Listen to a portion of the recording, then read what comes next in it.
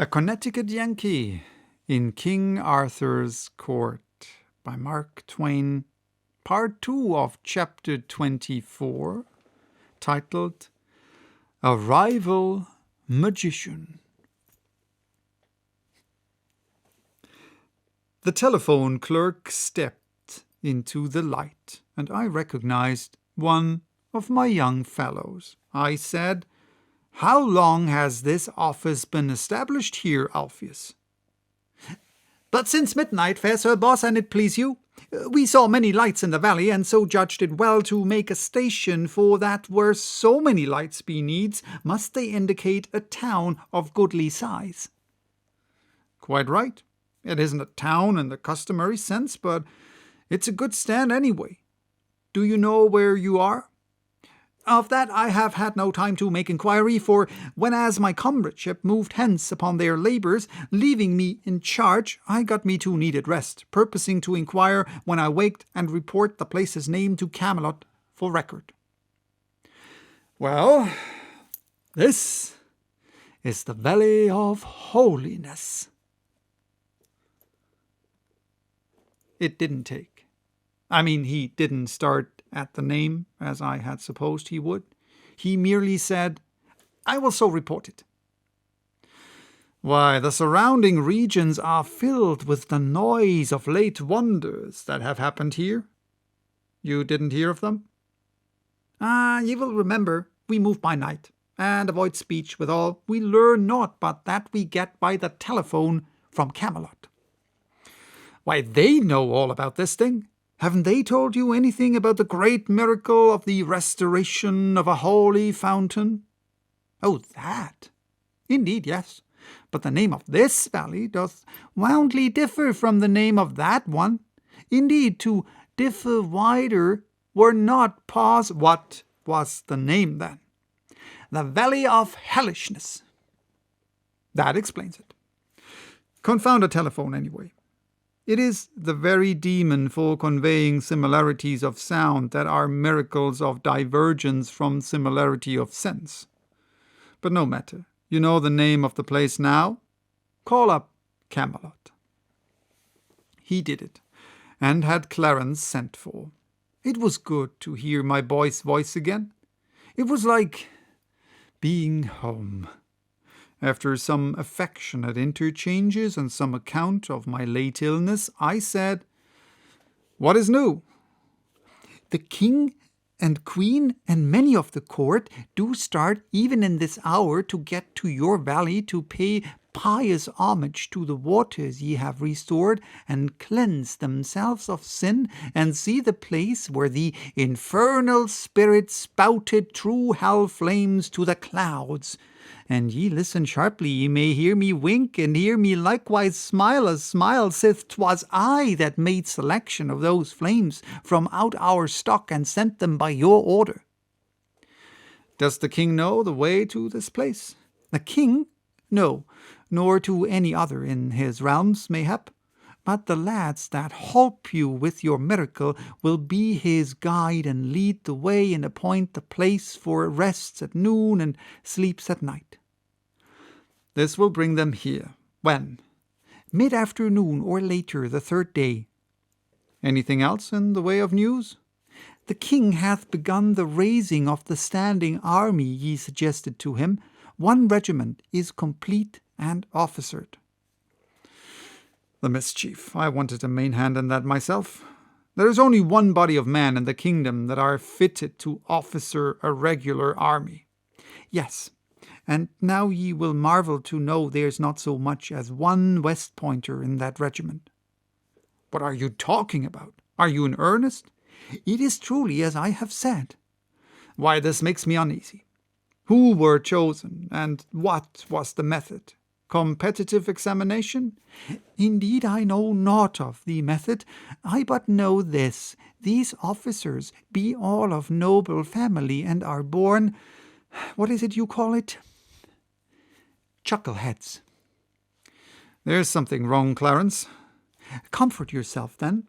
For 2 candidates for a lieutenancy do travel hence with the king, young nobles both, and if you but wait where you are, you will hear them questioned.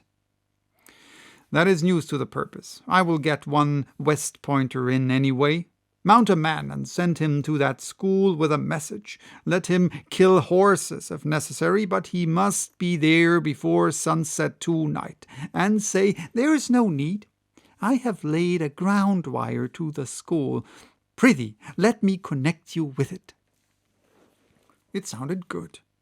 In this atmosphere of telephones and lightning communication with distant regions, I was breathing the breath of life again after long suffocation. I realized then what a creepy, dull, inanimate horror this land had been to me all these years, and how I had been in such a stifled condition of mind as to have grown used to it almost beyond the power to notice it. I gave my order to the superintendent of the academy personally. I also asked him to bring me some paper and a fountain pen and a box or so of safety matches. I was getting tired of doing without these conveniences. I could have them now, as I wasn't going to wear armor any more at present, and therefore could get at my pockets. When I got back to the monastery, I found a thing of interest going on. The abbot and his monks were assembled in a great hall, observing with childish wonder and faith the performances of a new magician, a fresh arrival. His dress was the extreme of the fantastic, as showy and foolish as the sort of thing an Indian medicine man wears. He was mowing and mumbling and gesticulating and drawing mystical figures in the air and on the floor. The regular thing, you know. He was a celebrity from Asia, so he said, and that was enough. That sort of evidence was as good as gold and passed current everywhere. How easy and cheap it was to be a great magician on this fellow's terms. His specialty was to tell you what any individual on the face of the globe was doing at the moment, and what he had done at any time in the past, and what he would do at any time in the future. He asked if anyone would like to know what the Emperor of the East was doing now. The sparkling eyes and the delighted rubbing of hands made eloquent answer. This reverend crowd would like to know what that monarch was at just at this moment. The fraud went through some more mummery and then made grave announcement. The high and mighty Emperor of the East doth at this moment put money in the palm of a holy begging friar, 1, 2, 3 pieces, and they be all of silver. A buzz of admiring exclamations broke out all around. It is marvelous, wonderful, what study, what labor to have acquired a so amazing power as this. Would they like to know what the Supreme Lord of India was doing? Yes, he told them what the Supreme Lord of India was doing. Then he told them what the Sultan of Egypt was at, also what the King of the remote seas was about, and so on, and so on. And with each new marvel, the astonishment at his accuracy rose higher and higher. They thought he must surely strike an uncertain place sometime, but no. He never had to hesitate. He always knew, and always with unerring precision. I saw that if this thing went on, I should lose my supremacy. This fellow would capture my following. I should be left out in the cold. I must put a cog in his wheel and do it right away, too. I said, if I might ask, I should be very greatly like to know what a certain person is doing. Speak, and freely I will tell you. It will be difficult, perhaps impossible. My heart knoweth not that word. The more difficult it is, the more certainly will I reveal it to you. You see, I was working up the interest. It was getting pretty high, too. You could see that by the craning necks all around, and the half-suspending breathing. So now I climaxed it. If you make no mistake, if you tell me truly what I want to know, I will give you 200 silver pennies. The fortune is mine. I will tell you what you would know. Then tell me what I am doing with my right hand. Ah, there was a general gasp of surprise. It had not occurred to anybody in the crowd, that simple trick of inquiring about somebody who wasn't 10,000 miles away. The magician was hit hard. It was an emergency that had never happened in his experience before, and it corked him. He didn't know how to meet it. He looked stunned, confused. He couldn't say a word. Come, I said. What are you waiting for? Is it possible you can answer up right off and tell what anybody on the other side of the earth is doing, and yet can't tell what a person is doing who isn't 3 yards from you? Persons behind me know what I'm doing with my right hand, and they will endorse you if you tell correctly. He was still dumb. Very well, I'll tell you why you don't speak up and tell. It is because you don't know. You, a magician. Good friends, this tramp is a mere fraud and liar. This distressed the monks and terrified them. They were not used to hearing these awful beings called names, and they did not know what might be the consequence. There was a dead silence now. Superstitious bodings were in every mind.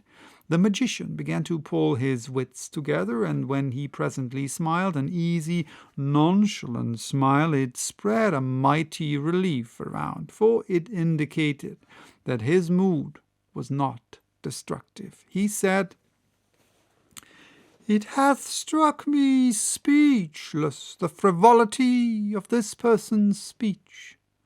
Let all know, if perchance there be any who know it not, that enchanters of my degree deign not to concern themselves with the doings of any but kings, princes, emperors, then that be born in the purple, and them only.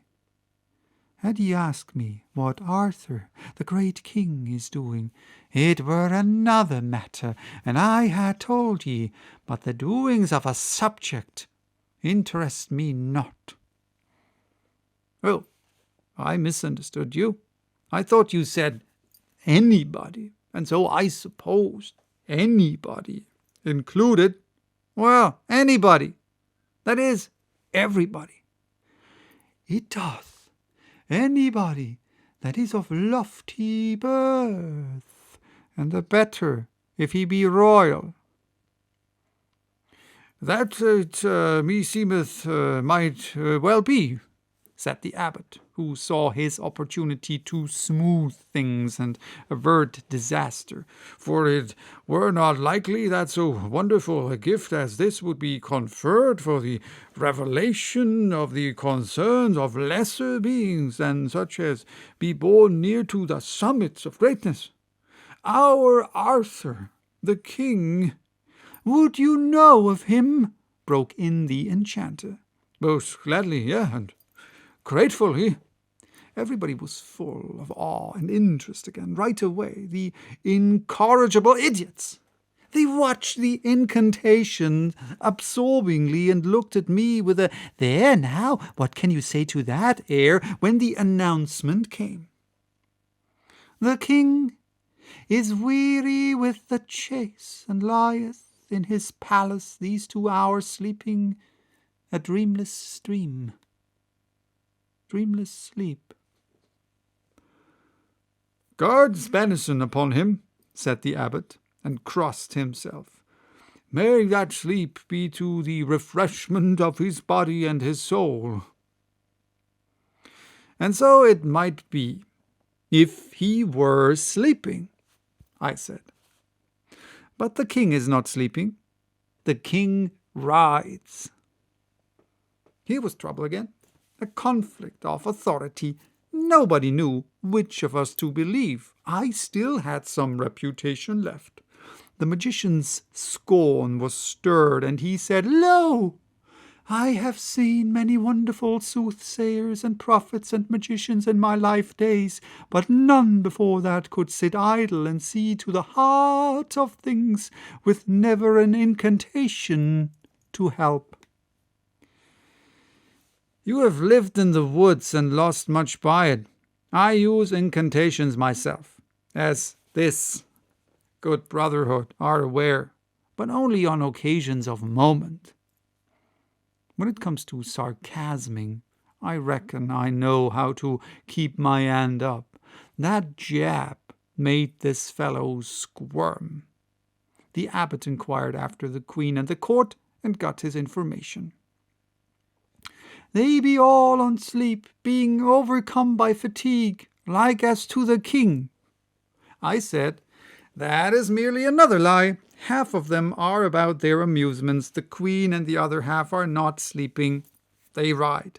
Now perhaps you can spread yourself a little and tell us where the king and queen and all that are this moment riding with them are going." "They sleep now, as I said, but on the morrow they will ride, for they go a journey toward the sea." "And where will they be the day after tomorrow, at vespers?" "Far to the north of Camelot, and half their journey will be done." "That is another lie. By the space of 150 miles.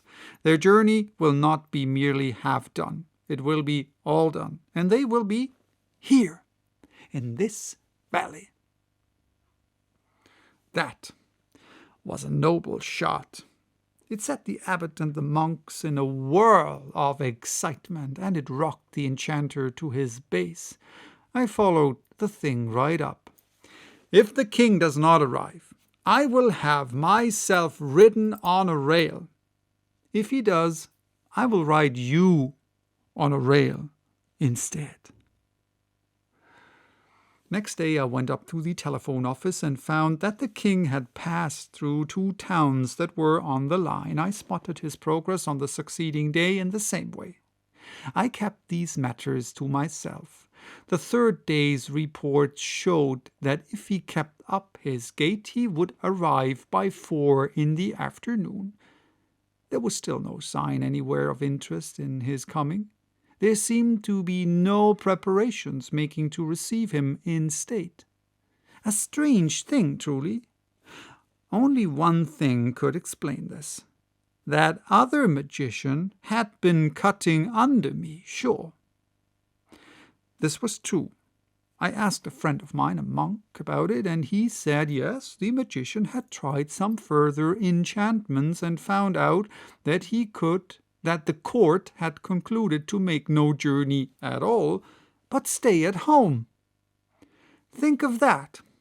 Observe how much a reputation was worth in such a country. These people had seen me do the very showiest bit of magic in history, and the only one within their memory that had a positive value, and yet here they were, ready to take up with an adventurer who could offer no evidence of his powers but his mere unproven word. However, It was not good politics to let the king come without any fuss and feathers at all, so I went down and drummed up a procession of pilgrims and smoked out a batch of hermits and started them out at 2 o'clock to meet him. And that was the sort of state he arrived in. The abbot was helpless with rage and humiliation when I brought him out on a balcony and showed him the head of the state marching in, and never a monk on hand to offer him welcome, and no stir of life or clang of joy bell to glad his spirit. He took one look, and then flew to rouse out his forces. The next minute the bells were dinning furiously, and the various buildings were vomiting monks and nuns who went swarming in a rush toward the coming procession, and with them went that magician, and he was on a rail, too, by the abbot's order, and his reputation was in the mud, and mine was in the sky again. Yes, a man can keep his trademark current in such a country, but he can't sit around and do it. He has got to be on deck and attending to business right along. Alrighty, that was chapter 24. Bye-bye till next time with chapter 25, titled A Competitive Examination.